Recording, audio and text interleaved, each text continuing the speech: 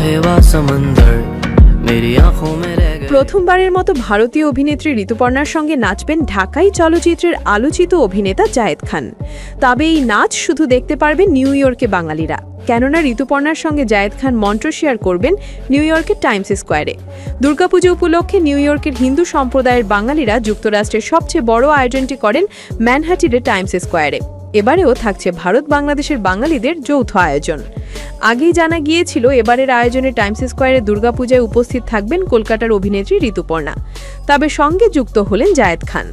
New ইয়র্কের Times square পূজা আয়োজক committee এটিকে বলছে বিগ ব্রেকিং। এ বিষয়ে নিউ ইয়র্ক থেকে মঙ্গলবার দুপুরে থেকে জায়েদ খান কালের কণ্ঠকে বললেন, খবরটি সত্য।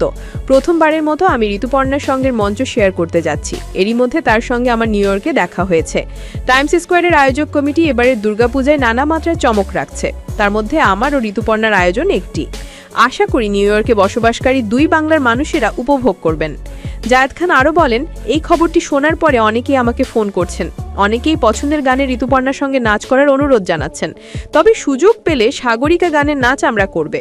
এবার নিউ ইয়র্কের পূজা হবে জমজমাট। আগামী 4 অক্টোবর একসঙ্গে হাজির হবেন দুই বাংলার দুই চিত্রতারকা।